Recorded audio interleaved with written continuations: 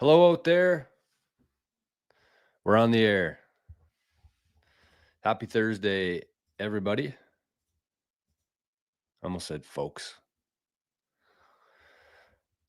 Try to pay attention to, I try my best. I know it's hard. I know it's hard every day for a couple hours at a time. But I try to watch my words. You know what I mean? Try to pay attention to the ums and ahs. Try to not say the same thing over and over again. But it's difficult. And especially when you're a little bit nervous some days. That's what what do they call them? Nervous tics. Anyways, I try to pay attention to that as much as possible. And I try to embrace silence a little bit more than just throwing out those. But I'm not perfect. Nobody's perfect, as they say.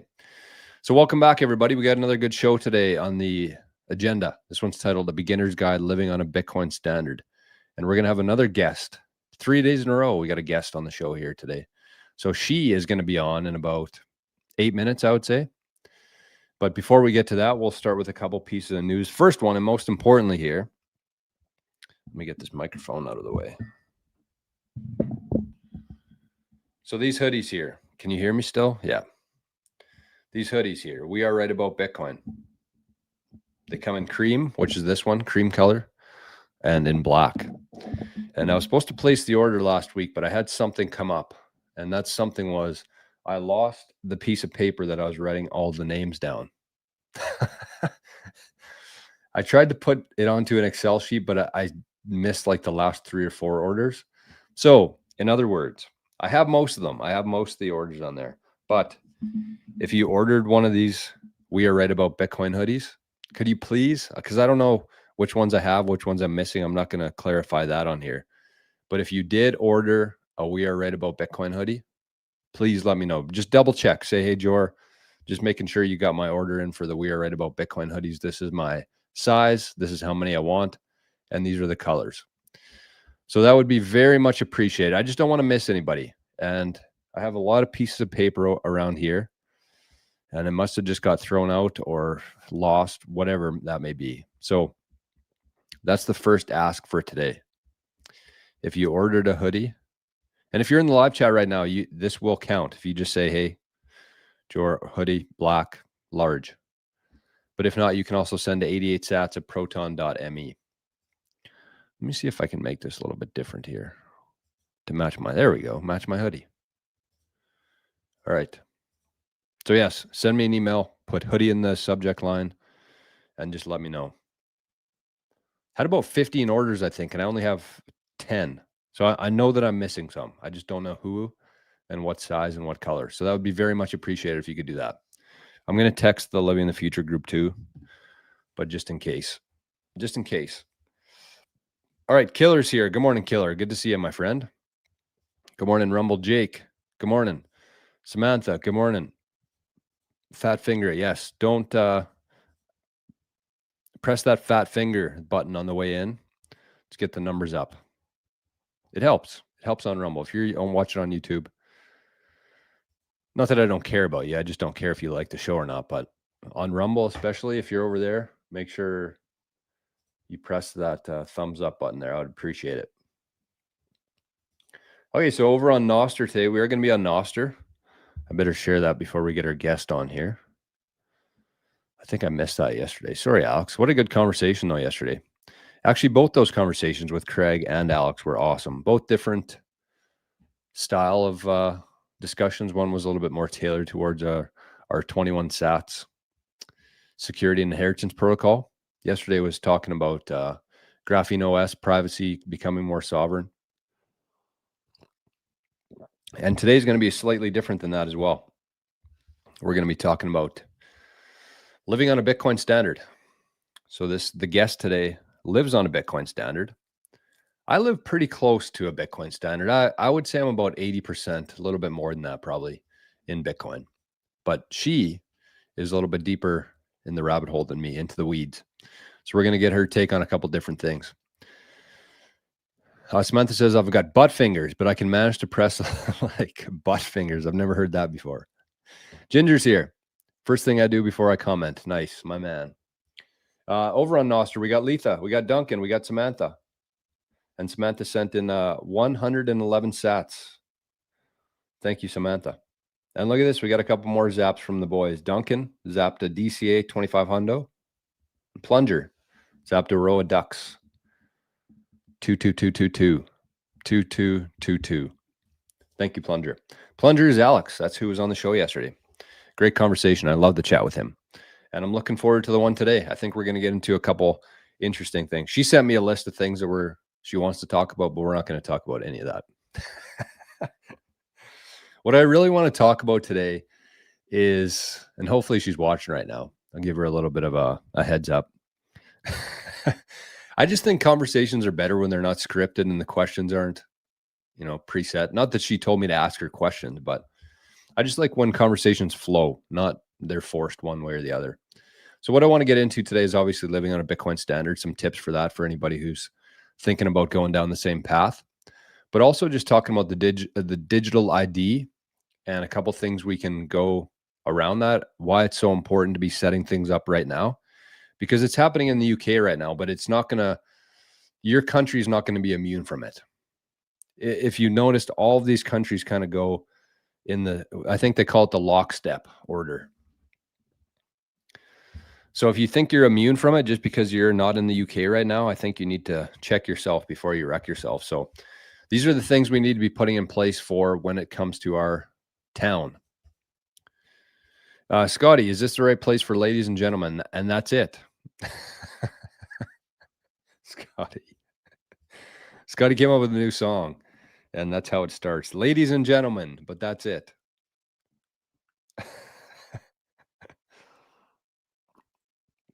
I like that song. Not sure what to do about the butt fingers. Yeah, I don't know either. It's a good one. Just hit a buck. Really? No. Can't be. Is that real? I hit a buck and my car's still kind of screwed up from it. I got to go get that fixed. I mean, it's fixed. It took 3 months to fix it, but Plastics here. Good morning. Stripes. Good morning, everyone. Really enjoying the shows this week. Nice. That's good. Well, you're in for a pleasant surprise then, because the new visionary direction is going to be awesome. I'm so excited to get that started. So we're going to have I got a couple different things in mind. The next couple months are going to be a bit of a transition period into that. But I do want to start having more guests on. That's going to be a big part of the path going forward. It's not going to be every day, obviously. But I do want to get some guests on. And it's not going to be like the normal Bitcoiners that you see on YouTube every day making their rounds. It's going to be just average people like us and people from Noster. I'll probably have some bigger guests on. I want to get Jeff Booth on. I want to get Odell on. I want to get Gigi on. Who knows? Sky's the limit. Sky's the limit. We're just getting started over here. But we're getting the reps in. We're adding blocks to the chain. Bitcoin Barber. I'm not gonna chirp you here, but that's a pretty shitty profile pic. At least Plastic has a P in his. This is just nothing. Nothing. Sats and Sunsets is here. Good morning. Is this the first step to get Bitcoin? I don't know, Scotty. Romac, VHF, Todd. What a crew. Juan. Where do I confirm? VHF. Okay. That was one I was missing. Okay, so we got VHF. Can you put your size? And I think you were black large, right, VHF? I'll put that down for now. Let me know if that's wrong. Oh, can I please send e-transfer? No. We don't take e-transfers. Oh, large black. There we go. I had it right. Orange one. Well, you don't have these ones in orange, but we have maple ones in orange. Donnie, good morning. Citadel Daniel. Look at that guy. Haven't seen Daniel for a while. Morning, Daniel. Good to see you, man. Is Noah the guest? Oh, I don't know. We're about to find out here any minute now. I guess I should send that email over. She's probably waiting. She's probably biting her fingernails right now. Just kidding. Noah's very easy to talk to. I've known Noah for a while. Going all the way back. Hey, even Arnie showing up for Noah today. Hey? No, decided against it. Okay, I got a couple more emails here about the hoodies. Good. Thank you, everybody.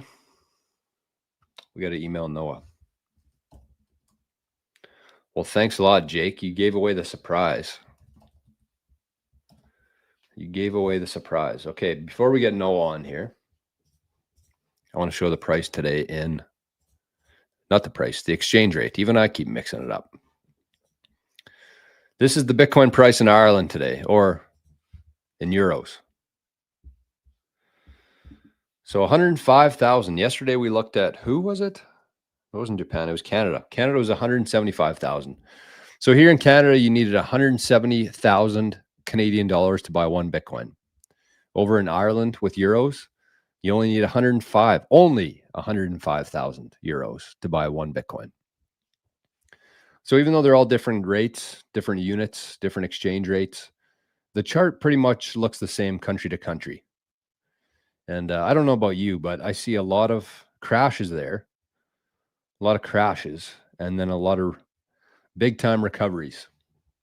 So that's where the euro sitting today, 105,000, 106,000, we'll round up, euros for one Bitcoin. Okay, Noah, just give me 1 sec. I'll get through these comments. Josh is here. Good morning, Josh. Josh, I missed your zap yesterday. Sorry, buddy. Missed a couple of Joshes lately. Missed one on Maple the other day and missed one on the show yesterday. But he sent it to Arnie's wallet, which I haven't been checking very much. Actually, I've been pretty busy the whole week. I also want to say a big shout out to Bill. Bill sent in a couple zaps to Arnie in the last couple of days for his 6102 attack. So shout out to Bill and shout out to Josh. You can charge me a bit extra for the e-transfer so your profit remains what you'd expect. Okay, VHF, just shoot me an email. Hey, there's Noah right there. Okay, let's get Noah in here. Cypher's here. Donnie says Vietnam just closed 86 million bank accounts who would not do the digital ID. VHF says I'd love to come on the show for a conversation. All right. Cypher sent a manual zap. Thank you, Cypher. Oh, with a crossbow. Gotcha. Sandy says I want to go home. I'm a tired wage slave. Well, you're going to like the conversation today then. Arndog, yes, Arndog is here. Maestro, good morning. Praetorian, Ian, 65 sats, zap 1650 on Primal. Please confirm you're receiving. Emailed about the hoodie. All right. Okay, let's get Noah on here. Let's send this email. Let's get Noah on the show. There you go. Noah should be there any second now. Maybe I do need to cut my teeth on sending sats for value trade. Yeah, I mean, it's a good experience. It's a good exercise to go through VHF. That's why that's one of the reasons I do it. That's one. Senior Gringo Poppy. Haven't seen that face in a while. Good morning. Praetorian. Thank you, my friend. $5 fiat zap. My man. Okay, I sent it, Noah. Should be sent, but let's tell Noster that we're live. Shit, I forgot to update the thing on there today. Oh well. We are live, Noster. Senior Gringo Poppy, morning from Atlanta. Good morning. I drove through Atlanta once. It was chaos. It was chaos. I remember driving through a couple different cities, Denver being one, and Atlanta being one, and they were just insane. 6, 7, 8 lane highways. I'm not used to that. I'm not used to that around here. Oh yeah, it looks like Noah is here. Let's let Noah in here. How do I get this off? It's the screen. Sorry, Noah. Hold on. There we go. All right. Now I got to get this off. Man, this is my first show. 403rd show, actually. Yes, Noah. Hi. Can you hear me okay? I can hear you. Can you hear us? Excellent. I can hear you just fine. How are you doing? I am well. How are you, Jor? I'm good. It's a pleasure to have you on here today, Noah. Likewise. And we can talk about whatever you want to talk about. I'm just going to hang out here. Okay. So Noah was probably one of the first I have people. coffee. You got some coffee? All right, me too. Cheers. Cheers. Noah was probably one of the first bigger supporters of the channel here, and so Noah and I have known each other for I don't know how long. We've never met in person yet, which is kind of crazy. That No, almost. I was about to come to the Vegas conference, but I bailed out at the last minute. I think we met in 2023, early 2023. We met online, virtually. yeah. Yeah. Well, one day we'll definitely get together. Are you planning to go on Vegas next year? Yes. Are you? I got one of those free tickets, so I Oh have no yeah, excuse now. a And I've whale never been pass. to Vegas. What's that? Did you get a whale Yeah. pass? Oh, I wish. Yeah, I I think think I don't know. I think they're like Uh, $25,000. oh, okay, yeah, no. One day In my maybe. dream. Yeah, one day. If ticket prices keep coming down in Bitcoin terms, then we'll be able to get a whale pass one of these cycles. Absolutely. That's how it works. So Noah, maybe just start by giving your best Bitcoin story in terms of what you were doing before, because everybody, Yeah, I think one thing that Bitcoiners struggle with is they look pretty far into Bitcoiners' past, which is always good. It's always good to don't trust, verify, but it's like so they give some people shit about doing something before Bitcoin, but it's like, well, what do you expect? Bitcoin wasn't around that at that time, so I know right, I accuse you of being a Fed all the time, but um, right. It's the running joke. so maybe just tell us a bit of a backstory in terms of where you came from and how you discovered Bitcoin. Yeah, sure. So, in terms of what I did in the past, mine is not what you wanted to have been doing. But just kidding. So, I actually worked in Washington, D.C. I was a contractor or a consultant. So, I wasn't actually a Fed. I never worked in public sector. I always have to say that. Somehow I just knew inherently that I should steer clear from public sector, even though I never knew why. I just remember thinking I just really don't need to go into government work, what have you. But I did consulting for them. So that's basically what I did for a very, very long time. And it's really funny. I was very involved in government budgets. So it's funny watching all the Bitcoin podcasts and talking about fiscal spending and deficits and all that stuff. Because what I used to do is manage a portfolio of IT investments. That's what they used to call it.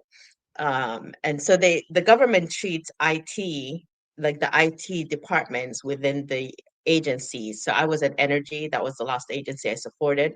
I supported a lot of agencies. So the IT systems, like the software, the apps, the infrastructure, the network, was considered a capital asset. And they managed it like a Wall Street portfolio. Isn't that Hmm. interesting? And it's by Yeah. law. It's called GEPRA. So so I was there managing this IT portfolio, and we were always asking for money every time government budget time season rolled around. And you know what the funny thing is? The numbers never added up. And I am Shocker. yeah, right? And I'm an engineer by background. And so one of the like I wasn't like top-notch engineer. I wasn't like Michael Saylor level MIT here. But one thing I know, the math must add up. Otherwise, that plane is crashing. Do you know what I mean? Yeah. So what year was that, Noah? Like approximately, or what So years? I was doing that from 2008 till 2023 Holy. straight. And I did a lot of agencies. I did State Department. I did what else did I do? I did energy. I mentioned that. I did the FDIC, which FDIC is a little different. It's like the SEC. It's not considered an agency. It's considered kind of a public-private organization. In fact, the FDIC is a corporation. That's how they see it. So the government can be interesting if you can nerd out on government, U.S. government that is. I even worked in the UK for a bit. I did something called NERS, and that's their national insurance agency or system, which is kind of like Social Security in America. So it's a similar system.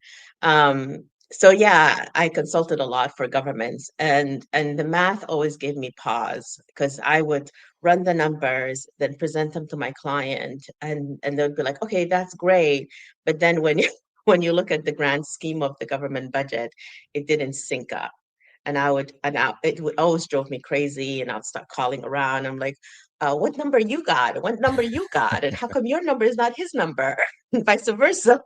It's like, how many sets of books do we have, people?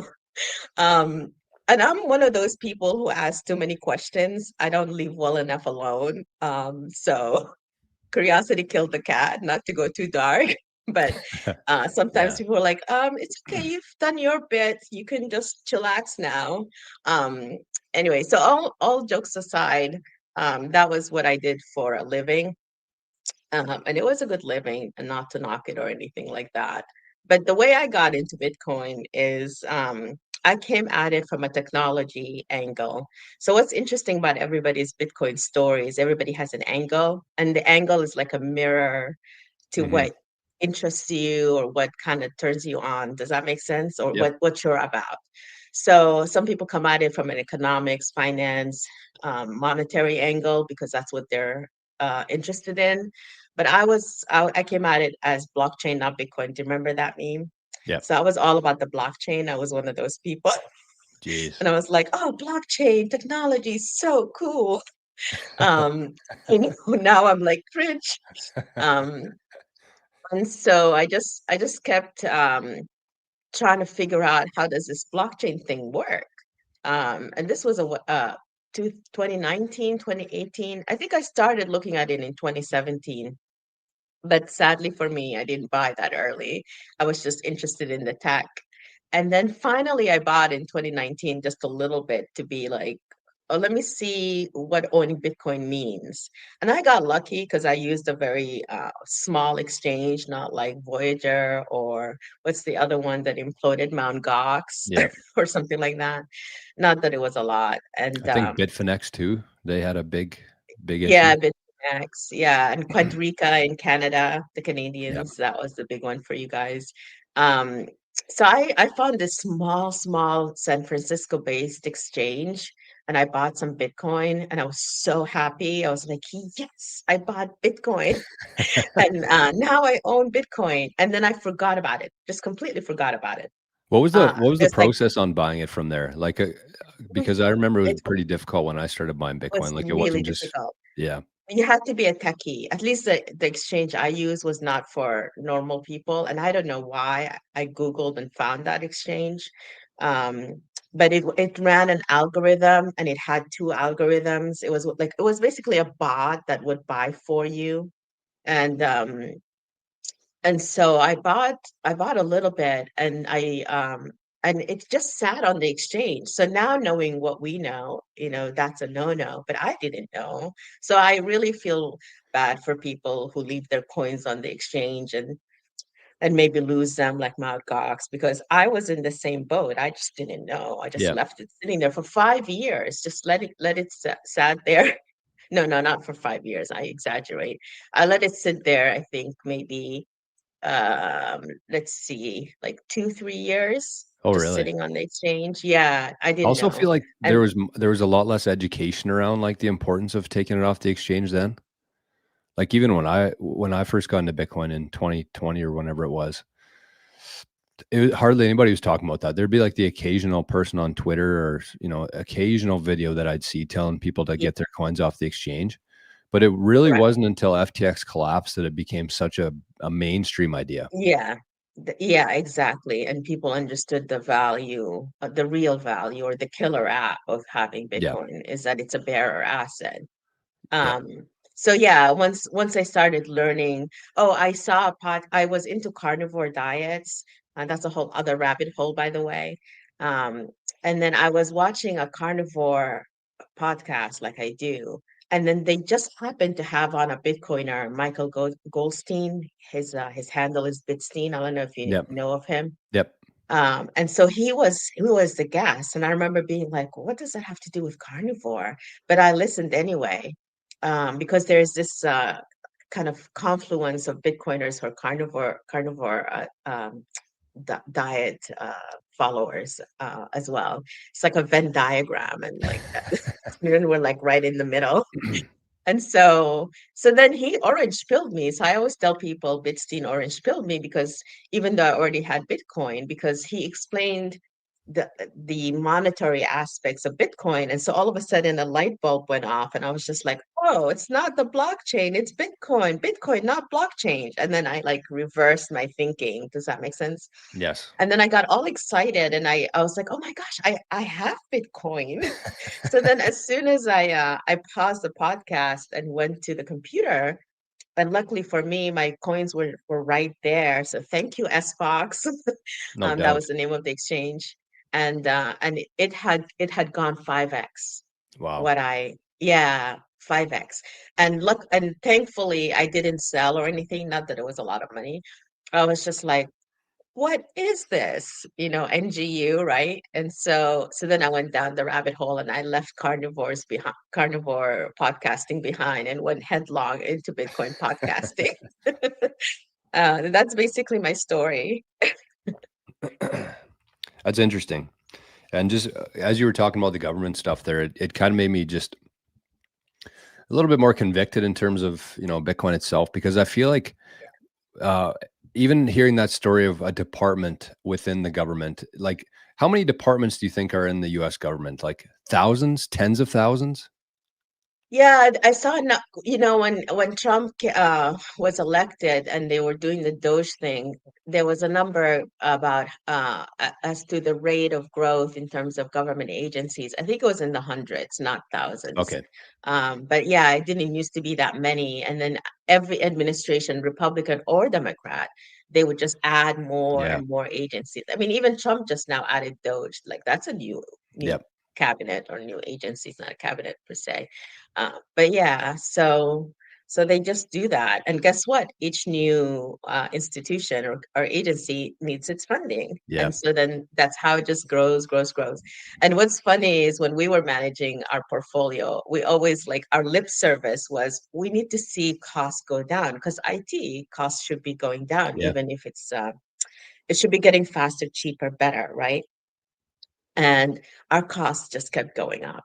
Um, and we just didn't like understand it. We always had to justify it. Why is the cost going up? Well, it's because it's highly, highly inefficient, and everybody does their own thing, and there's silos and fiefdoms, and I mean, there's so much going on there. And the dollars just are worth less every year. That'd be part of Yeah, it. they're worthless. Yeah, exactly. And then in government, if you don't spend your appropriation, you get dinged. Yeah. You don't get What a rewarded. system.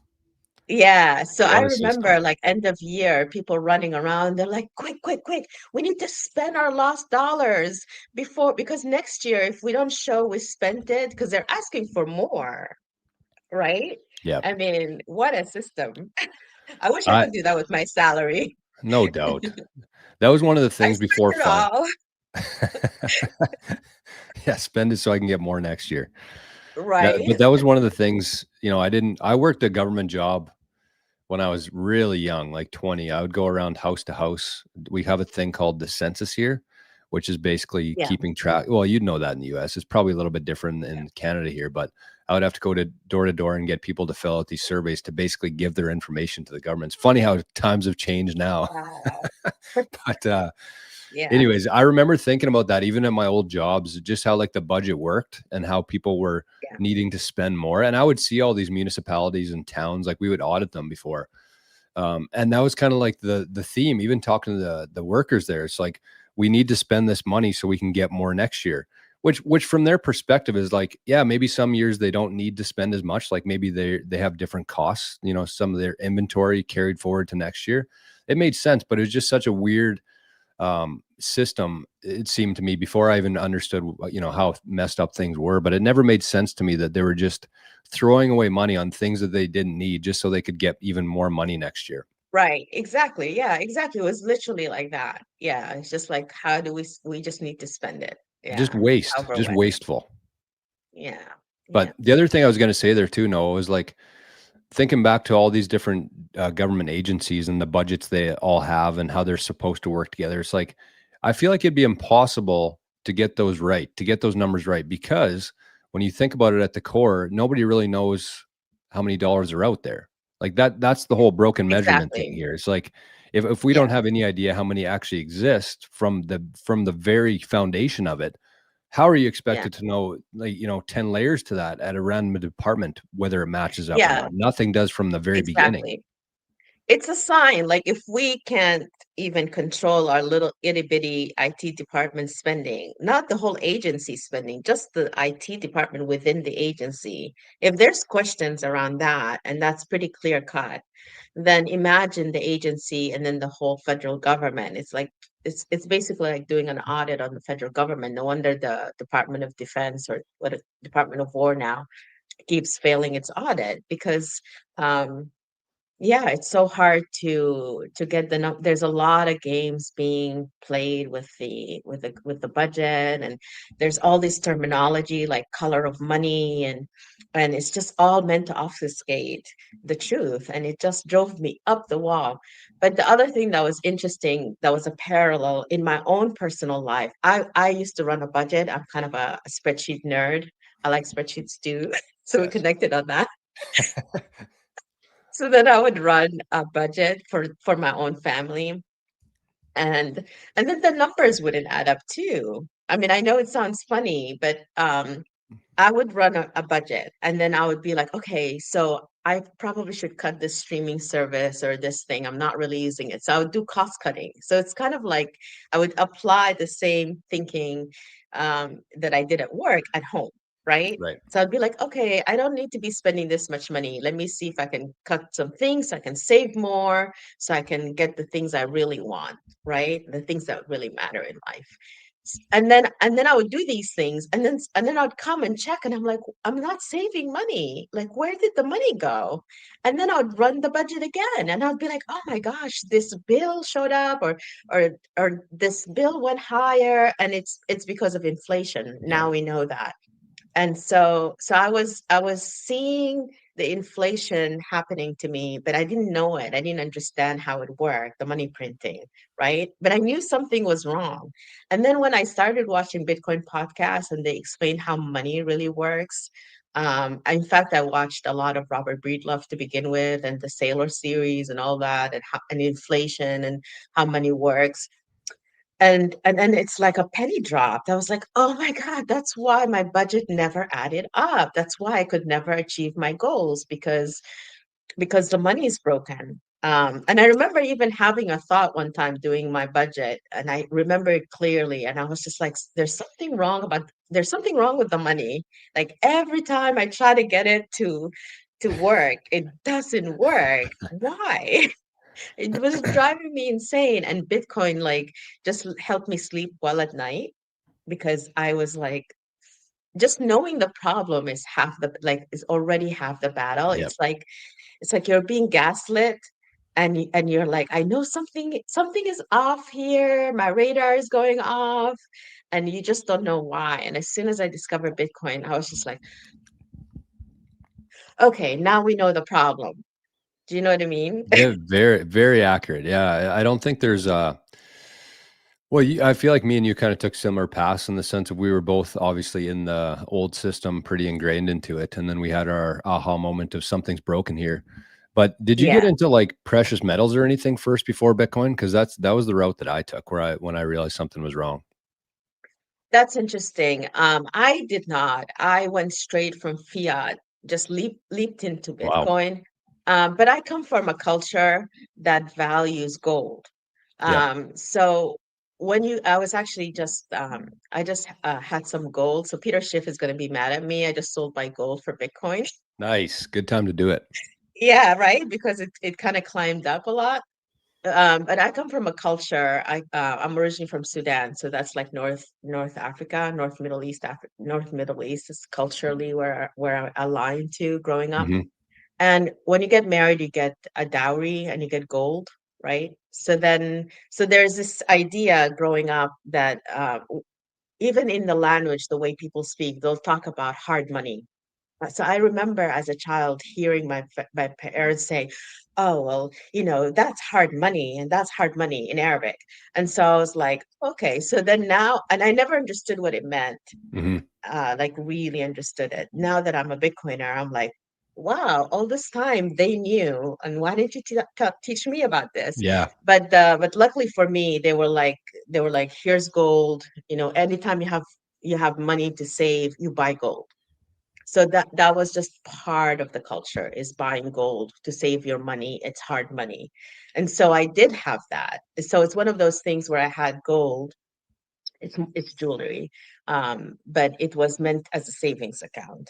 So I just lucked out, so to speak. And I started selling it now for Bitcoin, because who wants to carry around? I mean, I was nervous just going to the shop, because I was like, what Yeah, if I somebody robs know. me on the way? You know what I mean? I know exactly what you mean. And yeah, I recently sold some silver myself, and it was yeah, you got to go to some greasy neighborhoods and some Yeah. shops with bars on the windows to get rid of them and show your ID Yeah, and all yeah. this The junk. security is, yeah, on And then point. then you lose because the guy basically said even though the coins that I had a nice design on them, or they were like commemorative, that they Oh, would have to nice. melt them down anyways. So I lost like Yeah. 30% on the trade for that. Oh, So I think it's still worth it. I think Bitcoin will oh, more than 100%. make up for that, right? Yeah. It kind of hurt also to trade in my gold, but it was time. Yeah. So, yeah. Yeah. And that's same kind of thing in my life. My grandma gave me a silver coin when I was really young, and she said, As long as you hold on to this, you'll never have to worry about money." It was just a $1 coin, Nice. silver. Yeah. But the Yeah. crazy thing now is like she's still alive. Like she lives Okay. really close to me here. I go see her all the time. But Oh, nice. from her, like her growing up, knowing that is real money, like silver's real money. That's all you need. Right. But Yeah. because of the nonstop programming that she's gone through in Right. her life, like all she does Yeah. now is pretty much, well, she's still catering. She's 90, almost 90 years old, and catering Wow. still. But she Amazing. watches, yeah, it's incredible. But she watches a lot of like, The View, um, Oh, okay. CBC, things like that. So Right. it's just sad to see kind of how programmed Yeah. even somebody like her who grew up knowing hard money, how far she's Hmm. come from that just because of the programming, and just how, time goes on and people forget that, even though it's probably in the back of her mind somewhere. She's just so far removed from that, logic Yeah. now. It's crazy. And that's not even a The big amount of struggle is time. real. Yep. Yeah. It's, because our grandparents or that generation knew the difference between hard money and soft or weak money. And so it's our generation that grew up without that knowledge. And like we heard about it, but we didn't really understand it. Like they understood it. Yep. And I'm like, I have a son, and I am making sure he understands, because they're not teaching him that stuff in school. And he's in college now, and I ask him, what are they teaching you? And tell me what they're telling you. And they're not teaching him anything. It's the programming. And so I counteract that. Like it's like you have to homeschool. Even if you send your kids to school, you have to homeschool. Yeah. Like Right. my son went to public schools. I didn't know better. I wasn't a Bitcoiner then, but I knew enough that when he came home and I asked him what he learned, or I walked into his room and saw his homework, and I was like, no, no, no. Let me explain how this works. And so you just have to always teach the next generation about money, because they're not teaching him that in school. And then you have to actually counteract what they're learning in school. Which And is it's not wild. about, yeah, it's not about, oh, well, they're wrong, whatever. It's best to have them learn the school stuff, and then you tell them your view of it, and then they're able to distinguish the difference. So they learn both, and Yeah, it's a then good they can point. compare and contrast, as opposed to just don't listen to that, because that's not how the world works. You have to be able to listen to opposing views, and opposing frameworks or paradigms. I mean, that's the great thing about Bitcoiners, is their ability to just really kind of hear the fiat world and translate it into the Bitcoin view. So, Yeah, I mean, it's Bitcoiners in here in 2025 right now have basically had to unscrew their mind and reprogram it in a right. way, which isn't easy to Yeah. do. No. So yeah, that's interesting. Would you homeschool now if you were to do it again, knowing what you know? Oh my gosh. Um, no, No? honestly, no. I've been talking to people who have young children and they're interested in homeschooling, and I think that's great. I liked school. I liked the social aspect of school. I liked the teachers, the recess, Yeah. the even the lesson plans. I got lucky because my life story is such that I was never indoctrinated, weirdly enough. Because I we moved countries so often that I would be in one country and then they would teach something. And then, like within a year or two, I was in the next country, completely different continent sometimes. And then they would teach something else. And then I'm like, wait a minute. They said this and you said that. What's going on here? So then I kind of saw through the veil, even as a child, because I was one of those who called stuff out, as I said, just by Hmm. personality. And so then I was like, oh, okay, so this is a scam. I mean, I didn't say it like that, but I kind of knew. And so then it was fun after that. Does that make sense? Yes. Yeah. So that's kind of what I instilled in my son when he went to school. Like he would come back and tell me stuff, and I would just laugh about it. Like, oh, okay, let me teach you. Or like he would learn something in history, and I would be like, well, we're from there, so let me explain to you how the Middle East works because I lived it. I didn't learn it in a history book, and this is what my parents, saw or said. And I mean, I was lucky in that sense. And then the areas where I wasn't aware, like I wasn't privy to have seen or gone to, I knew, well, if they got my history wrong or my background wrong, then obviously that's wrong. So then I was just like, okay, we'll take it with a grain of salt because everything is wrong, but that's okay. That's not what you're learning. Would you homeschool, Jor, I don't know when you that. have And you're actually making some good points. I actually like the idea of getting both sides of the story. I feel like that's important yeah, too. I think if I were to do it, or when the time comes, it might be a hybrid of both. Maybe it'll be like a couple years off of school and then a couple of years back, maybe in a different location, something like that. I don't think I'm somebody who's going to go full steam one or the other. I definitely agree. Like some of you're not a kid for very long. And I feel like right. I had so many good memories with my friends, and like that's stuff Right? that's Yeah, a hole you can't fill. Even if you're trying to do it with sports or whatever, I feel like there's still going to be some sort of disconnect there. Maybe it'll be different yeah, at that time, but I know growing up when I did, the homeschool kids were considered, to be the weirdos. There was like one or right. two kids that would come in and hang out with us once in a while, and Yeah, it's probably not fair to say that, but at the time it was so unique. Nobody was doing it at the time, so it'll be interesting when right. when the time comes, just to see what the landscape of the world is at that point, what school looks like. It might even be different than it is Yeah, now. it's changing fast. Yeah, things are changing fast. There's Yeah, so many more people homeschooling now. I think the I won't say the word, but that thing that happened in 2020 yeah, changed everything. And so I think it had a big impact in schools and parents saying, you know what, I'm just going to homeschool my kid from now on yeah, instead of XYZ, because the schools impose a lot of they're overbearing yeah, on parents, so that's, I think it's great that parents are fighting back and saying, I don't want to do this, I'm just going to take my kid home, and yeah, and so be it. And we're yeah, lucky as Americans, and I'm assuming Canadians, that you have the option to homeschool. I heard something recently in Germany, you can't even homeschool. I yeah. mean, that's scary. So I think that here in Canada, and I could be wrong about this, but I spoke to somebody recently about this, and they said that you actually get government grants here. You get a government grant if you want to wow. homeschool your kids. Like they'll pay for a portion Amazing. of the learning of it. So, which seems really, I'd have to verify that. I'll just say that because that seems like something the government wouldn't want. Never mind, have to pay for. But, Yeah, I anyways, would that's think interesting. schools. So now, Noah, you moved out of the DC. You spent some time over across the ocean, and you're back in the US now, right? Yeah, I'm back in the US. I'm in the Midwest now. And you are 100% living on Bitcoin, or like 98, or what, where are you sitting with that? Yeah, so I would say I'm 100%. 100%. So yeah, and so we can get into the Bitcoin standard. So obviously, in 2023, I lost my job. Our company got bought out by venture capitalist or private equity, and then they just had layoffs, just mass layoffs. And so then I tried to find another job, couldn't. So then I was like, you know what? This is a sign that I need to go into Bitcoin. I've been thinking about it, thinking about it. I've been waiting for the right opportunity to come along. It didn't. I'm just going to make my opportunity myself. I'm just going to go for it.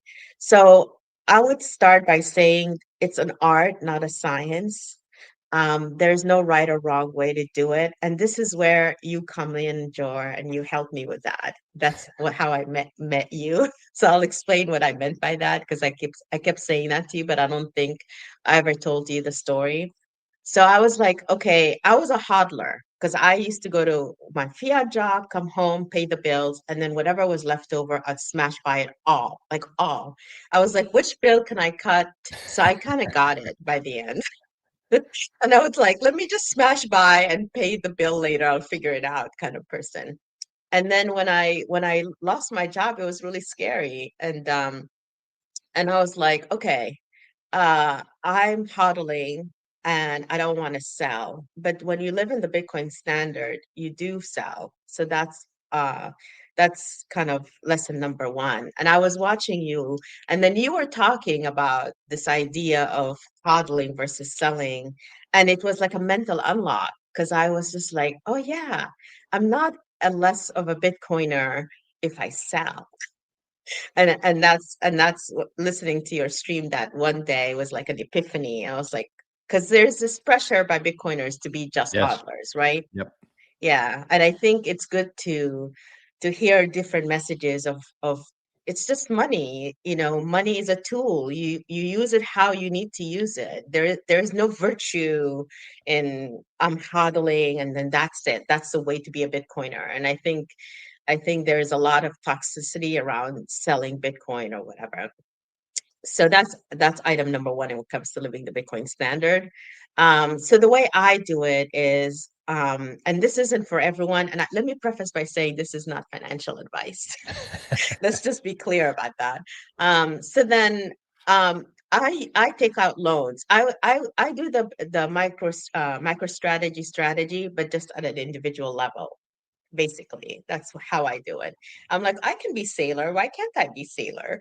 Um, so so then I at the time when I was looking to do this, I had like really good credit scores. I was like doing everything right, budget, cost cutting, living within the means and all that stuff. And then I had to kind of retrain my thinking, as I said. I had to unlock all these kind of obstacles I created for myself. And I was like, you know what? Debt isn't bad. America lives on debt.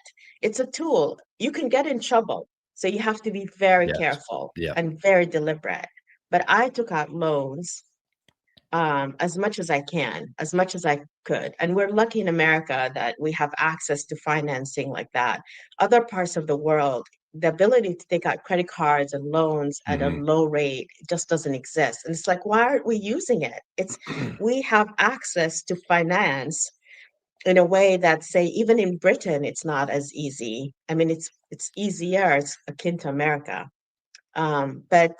But even then, America's on a whole other level, and I'm assuming Canada is similar to America. I just Yep. assume that those things. And then I bought Bitcoin. I just took all that loans, bought Bitcoin the way Sailor does, and then I just live on that. And in the sense that I don't sell the Bitcoin that I just bought because that would be silly. Um, I put it in cold storage, so I've learned my lesson. Take it off the exchange, and then I use my credit cards to live. Um, and so when I buy groceries or have a bill to pay, if I can use a credit card, I use a credit card. And it's called shorting the dollar. By doing that, I'm helping the dollar die faster.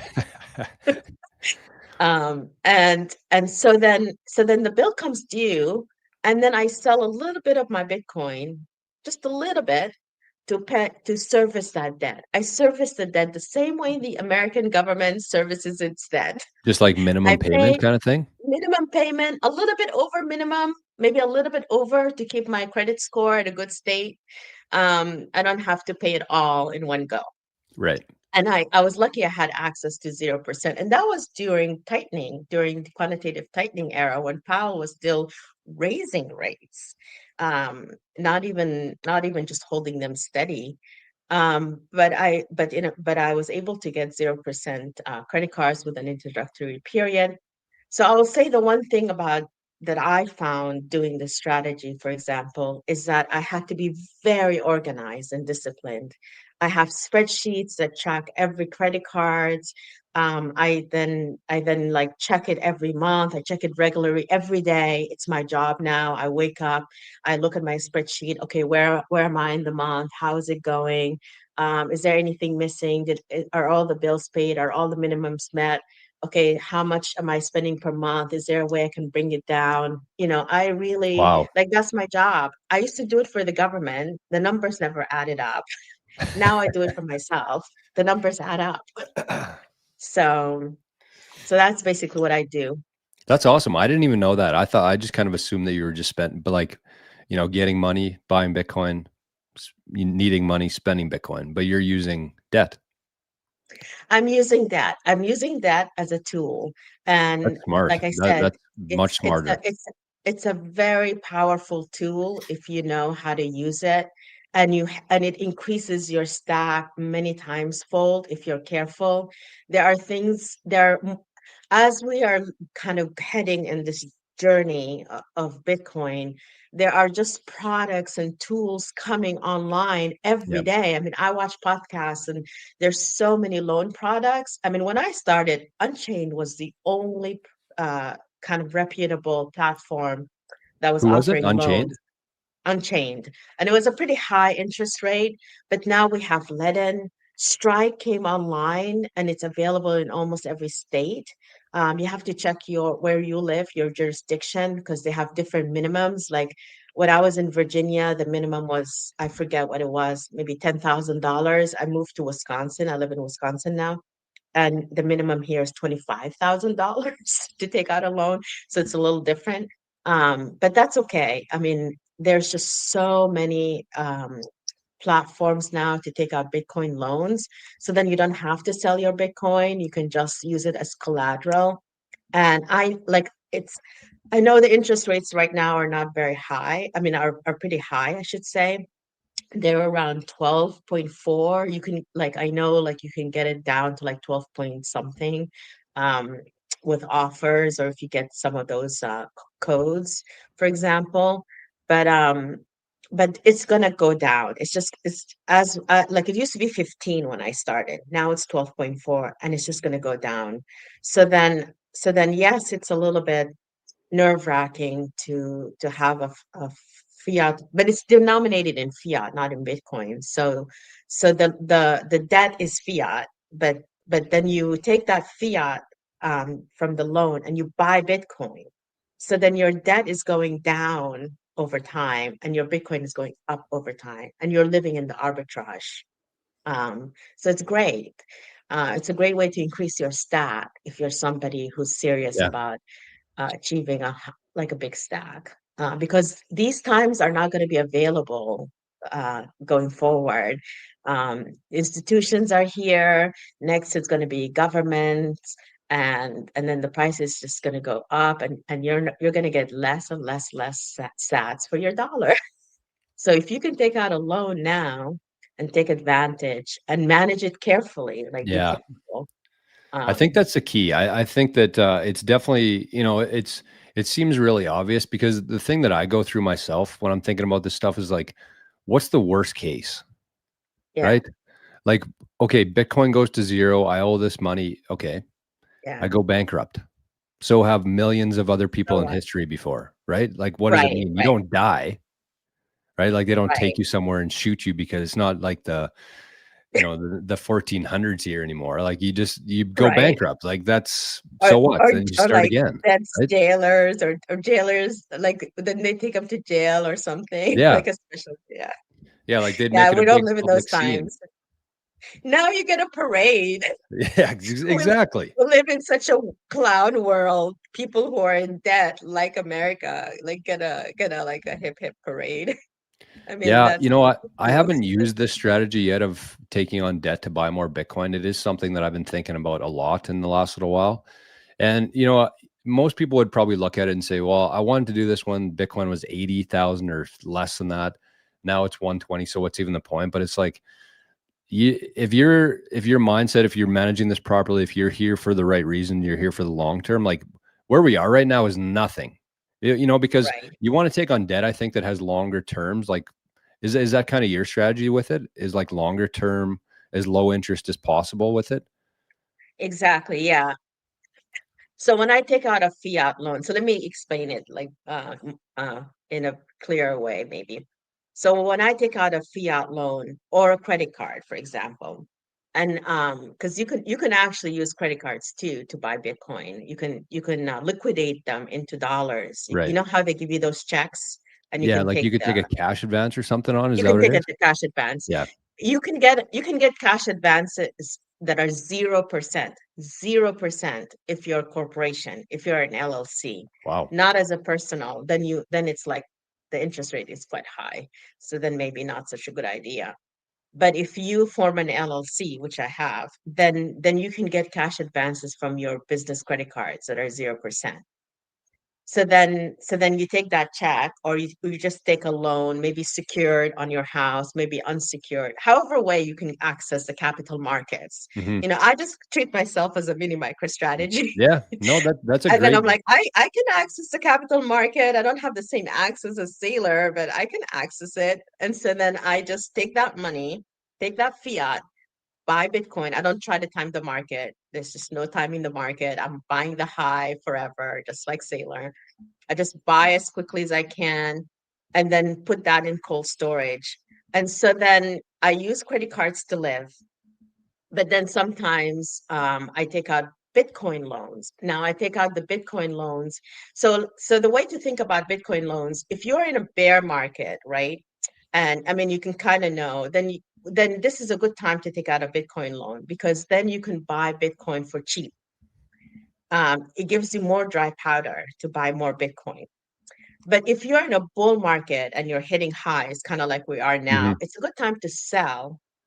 And then you don't want to sell too much, but you want to sell such that you can pay out some of your Bitcoin loans and then kind of store that Bitcoin now or book it into your cold storage. Because then you need very little Bitcoin or much relatively speaking, because it's a bull market or the price is high, to get the same loan to cover that loan. And so you can unlock that collateral and then put it back Right. into cold storage. Yes, your new loan is going to be at a higher price, and in terms of collateral, it's more at risk compared to the old loan. But if you're careful and you don't go hog wild, it's the odds of Bitcoin now dropping 80, 90% like before is low. So Agreed. if you stay within the margins, reasonable margins, you should be good. So you can use the bear bull markets to your advantage as well in terms of stacking and so on, and living Yeah. on the Bitcoin standard. It's it's also assuming that we're going to have, big drops again too. That's kind of how I'm thinking through it right now is like, Yeah. even if we drop, I don't know where we're coming back down to, but nobody knows. I Nobody mean, knows. the floor is higher, that we can kind of safely assume.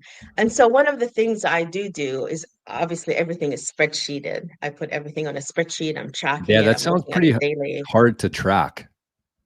Well, it's a one-time setup, right? It's not that hard because I build my spreadsheet so that I just set it, like spend a lot of time kind of organizing it the one time. And once it's done, I don't have to do anything other than consult it on a regular basis. I just come and look at it. I might update something. If a loan is paid off, I might say paid off and then add in the new loan, the line item for the new loan versus that one. So it's not hard. That is one What does a thing. line look like then? So I have like a catch-all spreadsheet. So I have all my credit cards listed. I have the credit card, the minimum, the credit limit, the APR, the due dates, whether it's paid this month or not. And then I just take the same spreadsheet. So all the credit cards are just displayed like so, and I track it in different columns, all the attributes of that credit card. So yeah, setting it up the first time takes a while. Let's say I have 10 credit cards or whatever. Mhm. And then I just save it every month. I just come and I'm like, okay, I do a save as of the September one into October. So it's a separate file. And then I come Okay. and look at the October and then I'm like, okay, so the due date now, instead of September 9, it's October 9. I update that. And then it's the same minimums usually. And then I just track it and I'm like, okay, did this get paid? Did that get paid? Did the APR change? Usually it doesn't. Usually I know when the APRs change. Okay, the Fed cut rates, so the APR probably changed. Let me check them this month. Yeah. Okay, the Fed didn't cut rates, so the APR is the same. So I don't have to touch it. So you just have to be, you have to know what you're doing. But once you set it up the one time, which is something I know how to do, I used to do it for the government. Then I just track it on a monthly basis. It's not that hard. It takes me less than an hour now to track it. I feel like that's the Sometimes even hardest. less. Yeah, I was gonna say, I Yeah, feel like that's the hardest part. Like, I mean, obviously you need to have the kind of going back to even the government, like you have to have the right starting point. Otherwise, from there, it's all gonna yeah, be wrong, right? But yeah. then from Once there, you I feel like start, yeah, you yes, just start. Yeah, yeah. And but like then from I have there, traceability. I can go back to the first month I did this right, and see that file and see right. what I did then and what the APR was versus now. And I have every month, and I organize it in my computer, in my folders, and I have the folders by year, and I just can go back and find exactly what I'm looking for. And then for the loans, the Bitcoin loans, I have a separate file for each loan because I don't take out that many. So let's say I took out a leaden loan. I go in, I write down all my, and leaden organizes everything nicely. I have some leaden loans right now. I helped the client. He had a high interest rate credit card, and he it's not easy for him. It's like he doesn't have access to a fiat loan. He just Mhm. didn't have, like he would get denied or he would get a crazy APR. And so he had Bitcoin, and I was like, okay, you can take out a Bitcoin loan. He didn't know that, and I was like, yeah, it's easy. It takes like 2 minutes and you get the money. He didn't know that. He was so happy. It's like I was like, we do it now. You get a decision within the hour. It took like 10 minutes to get a decision from Ledin, and then you send the collateral and bada bing, bada boom, you have your loan. Um, and then he paid off his high interest credit cards. And then he doesn't have to service the let-in loan every month. It services itself because of Bitcoin. I mean, what a relief, right? No doubt. So I create a file for each let-in loan. And the nice thing is when I do that, let-in gives you the margin call price. So the price at which your Bitcoin will get Mhm. liquidated. Obviously, they give you warnings as if if Bitcoin starts to go down, you get alerts Yeah. from let-in and all of them letting you know. And then I just do an 80%. I'm just like, what if Bitcoin drops 80%? What happens to me? Right. Mhm. And then I do what if scenarios just to see, am I comfortable with that? Do I really think Bitcoin is going to, I don't know, $30,000? No. Okay. So then I feel safer. I feel like I can take on that risk. Now it's all subjective. If you're somebody who is living you have a good fiat job, you're hodling, you're saving, no need. Yeah. No need to take it to that extreme. But if you're somebody who's like me, who's living fully on Bitcoin and I don't have a fiat job Mhm. any morning, I own Yeah, my no day. I wake salary. up every morning and just do what I want to do. Then yeah, then you would want to do it very carefully and like I would devote that energy that I devoted to my job to myself. I use those same skills, that same focus to power my life. Does that make sense? 100%. Yep, 100%. Yeah.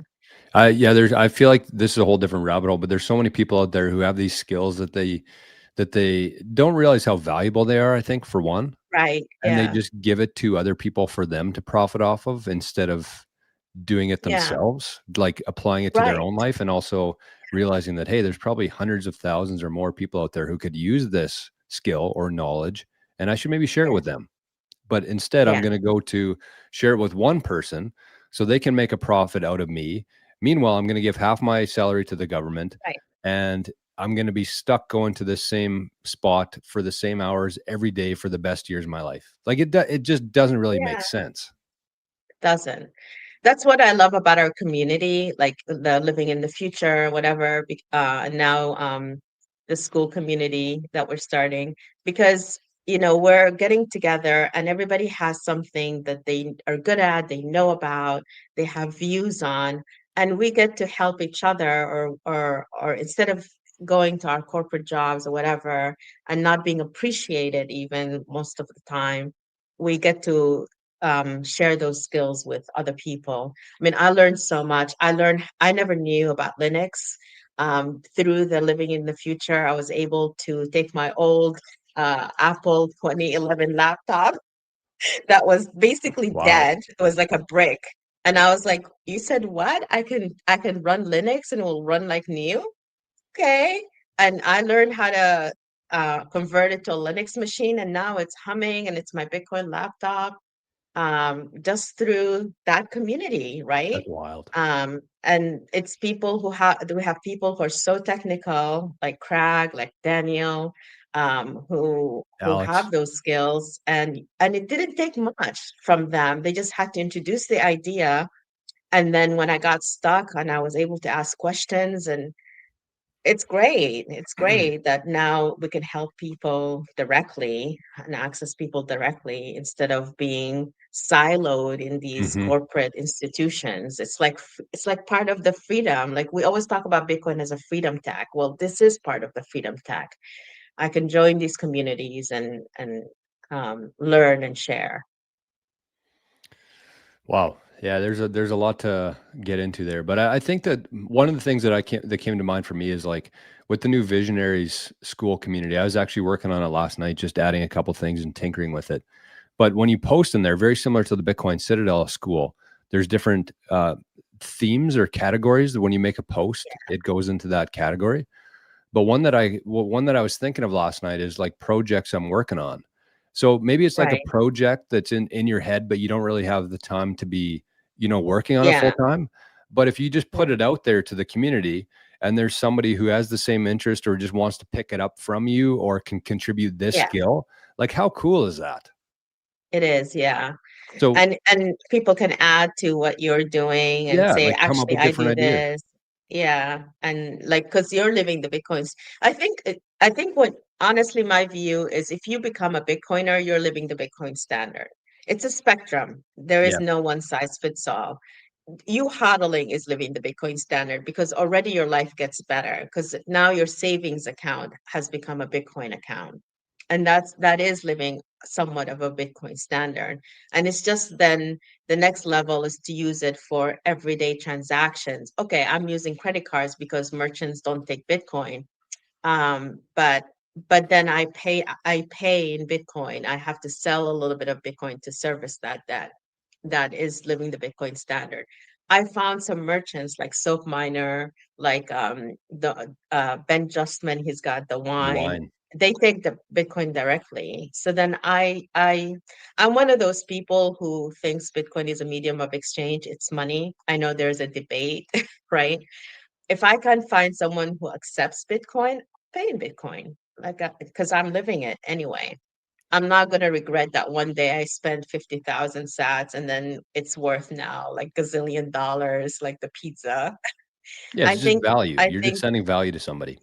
you're setting value, you're helping strengthen the network, you're helping with the fourth turning. You're an actor, you're not Yep. a passive uh, passenger on this train. You're part of it. Spending Bitcoin is you participating in this new economy. An economy is vibrant. There's buyers, sellers, and part of being um, involved in that is actually spending the Bitcoin and then buying it and replacing it, and then helping these new businesses come online, thrive, like wake up and be part of this new economy. It's not going to build itself. You don't have to write code. If that's your skill set, great, but you can build the new Bitcoin economy just by buying and selling in Bitcoin if you can. Yeah, by participating. And I feel like Exactly. the best medium of exchange is the best store of value. That if it's Yeah, something that people want, yeah, then it becomes the best medium of exchange. It's not one or yeah, the other. exactly. It has to Yeah. be both. And we've lived in a world where it's not both. You had to take the medium of exchange and then go put it into a store of value. But what if it could be both? What if it could be both? And that's Yeah, what Bitcoin is. it can be both. Like I don't understand what this debate of it's only a store of value, it's only digital capital, it's not a medium of exchange. Well, what makes it a good store of value is also what makes it a good medium of exchange, which also what makes it Exactly. a unit of account. They all work together. So Exactly. so a difference as it's maturing, different aspects of that money becomes more prevalent or more highlighted. But that doesn't mean that it's only that, just because right now we're in a stage where it's a store of value. It's just that right now we're desperately in need of a good store of value because fiat is being debased so badly. And that's why our budgets don't add up. And that's why you're like, what's going on here? The math isn't mathing. So, Wow, what a great conversation. No, we had a meeting 2 minutes ago. So if anybody from oh, Bitcoin Citadel is watching this, we might just be a couple more minutes and we'll be in there right away. I yeah, did see a that's question true. here from Cypher that says, question for Noah. Do you have a template of your loan spreadsheet that you could potentially share with the Bitcoin Citadel? I would say, Cypher, she probably would, but I think what would be actually much more beneficial to you than just the template is actually setting up half an hour or an hour just to chat with Noah about it. Like, what is that something you would Yeah, do? Like, you do the value for value stuff, right? I do. And I have a Calendly link, so you can book half an hour free and just get talking because everybody's circumstance is different. Everybody's uh yeah, everybody's circumstance is different, and kind of situation is different, for lack of a better word. So I like my spreadsheets to be customized, and tailor made, and however much you're willing to share, I can then I can help tailor made it to you, to your situation, what you're interested in, what you're wanting to look at. I've already created a spreadsheet for someone, and in our community. They were a client before, and yeah, that's how we did it. It's just we got to talking, figured out what he needed, and then I could build it. Yeah, I just think that makes more sense from my perspective. Not that, if somebody just wanted to get the spreadsheet, I'm sure that you would give it to them. It's just I feel Yeah, like having a nothing conversation with fancy. you a little bit more customized, you might say, like based on their own circumstances, like how you should Correct. set it Yeah. up, what you should look into, maybe what to avoid, things like that. I feel like that'd be way more Right. beneficial. Absolutely. That's more value Yeah. because I can create a generic one. It's not going to be something earth shattering or whatever. And Right. I have pivot tables going and all kinds of stuff. So that might get, if you're not an advanced Excel user, you might be like, what's going on here? Yeah. But it's not that hard. So, Oh, I missed a lot of comments here. It was pretty oh, my bad. no, it was It's my just fault. fun I to was chat. Yeah, no. Yeah. But it was a great conversation today. No, I actually said this to both Craig and Alex. With the new structure of everything here, I do want to have more conversations and stuff. So definitely, I don't know how often it would be, but I want to make you kind of like a regular around here on the channel if you're good with that. I know it's different. Well, I guess what time is it there? Same as here, right? 10? It's 1 hour earlier. Oh, is it? So it's Central Time. So it's 1 hour behind Eastern. I Yeah, think that's what you and I am I too. are the I'm same, central. right? Yeah, What's that? I'm central too. Yeah, you're Central. Yeah, yeah, yeah. Yeah. So Okay, well, yeah, that was I wish we could keep going here, Noah, but we do have a meeting with the yeah, Bitcoin Citadel right now. Okay. So Well, thank you for having me. It was great. yeah, there's like 50 other topics I wish we could have get into, but that's what we're going to do in the future. So this Sure. won't definitely be the last one here. It'll be the first of many. But yeah, do you have any final words? Any places where people should look to you? I shared the links there for the Citadel and for our new community there. But you're on Twitter and Noster? I am on Twitter on Noster. My handle is Bitconium, like the periodic element, element zero. And then I'm on school under my name. And yeah, so find me there. Okay, so yeah, make sure if you haven't everybody yet, I know there's probably some people watching out there who aren't members of the Living the Future community, but if you want to get part of the community that we're building there, there's I think a couple new people that joined again yesterday, so it's slowly stacking up there. We just launched it on Tuesday this week. I think there's about 30 people in there already. So it's already 28 people in there right now. But it's just kind of getting started. There's a ton of content in there already. Craig's in there, Alex is in there, Noah's in there, I'm in there, and it's going to be 100% focused on Bitcoin. And kind of Noah's idea for it when we were talking about it is to really just help people become more comfortable and confident with their self custody. That's kind of like the main focus in there. But then we get into different topics like Linux and graphene and living on a Bitcoin Yeah. standard, all these different things. So it's just such a unique place, and it's going to fill up too once we start getting some of the Living in the Future members in here too. It's going to go from 28 to 100 and then to hopefully 1,000. So make sure if you're interested, if that sounds like anything that you'd be interested in being part of, click that link there and join the community. Yeah. Excellent. So thank you very much, Noah. It looks like the audience today, the chat sure enjoyed our conversation. So Lovely. okay, thanks, Noah. We'll talk to you probably See in you 30 soon. seconds here. Right. Yeah. Take care. Bye. Okay, bye-bye. Thanks, everybody. We'll be back here tomorrow for the fourth and final one with our guy, Daniel. So thanks, Noah. Thanks, everybody. We'll talk to you then. Bye-bye.